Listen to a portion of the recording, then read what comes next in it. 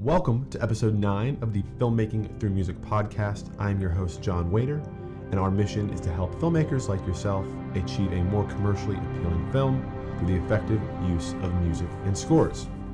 In this episode, I'm talking about the only 3 purposes of film music. All film music. 3 things, 3 purposes. I'm adopting this from an oldie but a goodie book on film music from Berkeley called The Complete Guide to Film Scoring by Richard Davis. It's a mix of film scoring history, film rules, the process. It largely remains relevant over the years because it really focuses on what composers do and what those interactions look like.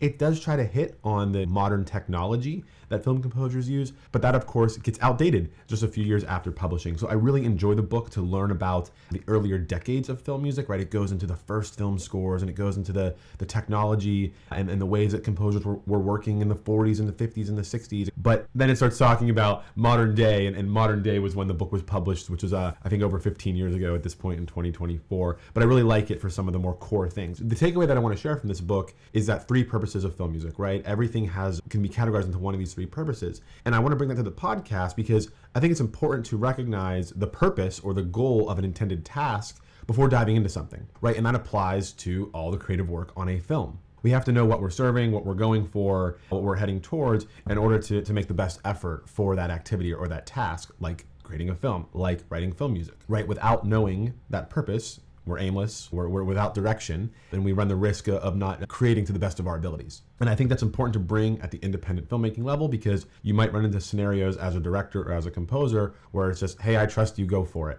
Hey, I trust you to work on the film, do the music, go for it. But that might be nice to give that independence, but let's focus on the purpose. Well, what is your intended goal with this film score? I can take it and run with it. You can trust me, but I want to know what your end product is expecting, what your expectations are when we're done. On your film, you make your shot list, you make your shot deck, you go through every scene to have, you have a goal with your props, you have a goal with your costumes, a goal with your dialogue. You want the lighting a certain way to create a certain function or purpose. So let's bring those functions and purpose to the music itself as well. I think having that purpose is going to be pretty key to differentiating your film, right? So that you're creating with a direction in mind. So let's dive in. This should be a rather short episode. You start by simply asking yourself the question, what is this cue's dramatic function, right? A cue is a piece of film music. What is this cue's dramatic function for this movie?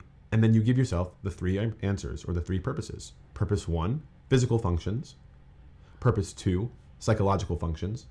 And purpose 3, technical functions, right? Let's go into the first one, physical functions. Physical functions of film music are actually the most common because physical functions of film music represent the location, the time, or the action on screen. Now, what I mean by action is the movement of a character, the movement of an object, and we use music to intensify that. So with location, right, it's okay, we are in a certain geographic area. What music might be representative of that geographic area? In addition to geography, what time are we in? Okay, we're in the 1940s in this specific area. That's going to tell us a certain type of music that might be most applicable here to give the audience an invitation to experience more of what that world might have been like. So time and location. And then that last category is this mix of physical movement and action. So action meaning a car chase scene, yes, where that is a physical action, but it also means an animated character tiptoeing across the screen, right? We call that Mickey Mousing when you're overly scoring to the literal hand movements and arm movements and eye movements of a character. The second function or purpose of all film music is going to be those psychological functions. And so this is really where that emotion lives, really where that mood lives that I talk about so much. And the 4 subcategories to that function are going to be creating that mood, revealing thoughts or feelings, revealing unseen implications, or deception, deceiving the audience. And so I think those might be, pretty common. I think you could probably all think of examples of where you would see that. Creating the mood and revealing the thoughts or feelings is probably going to be also probably that most common, right? To the physical functions as well. That's really what I personally rely on a lot as kind of my go-to, being so focused on that emotionally aligned, narratively driven. A lot of that does come out in the thoughts and the feelings and the emotions of the actors and of the dialogue. But then you can take it a step further and say, okay, well, how can I use thoughts, emotions, and feelings, but reveal something that is yet to come? So that goes into that emotional foreshadowing component. And then, of course, deception of, oh, I'm going to put, thriller, scary, haunting music here because we're about to approach a dark alley, I think is the example that they give in the book. But then the deception might be, oh, never mind, it was just a stray cat. And if it was a stray cat, I hope the character rescued it because I love cats.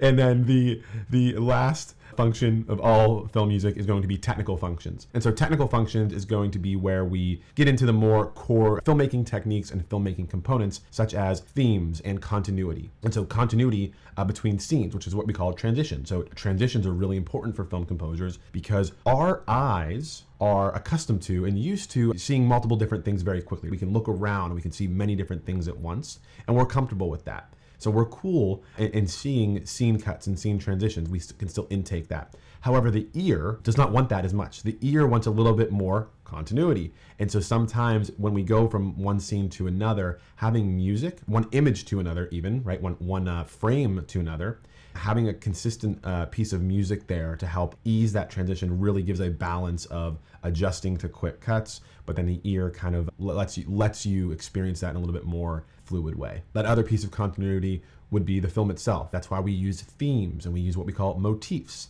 And we can use these film scoring techniques to build continuity and consistency throughout the entire film.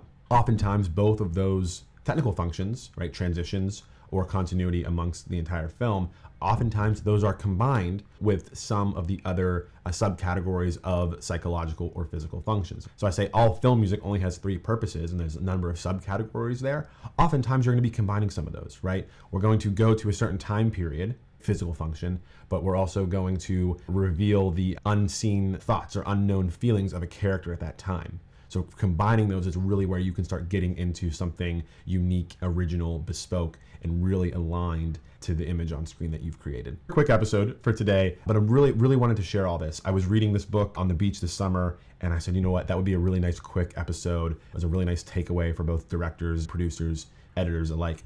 I continue to talk through some of these different functions actually in my film scoring playbook for directors. And when I wrote that about a year ago at this point, it really encompasses these 3 purposes as well in so many different words. So there's always a link to that in the show notes.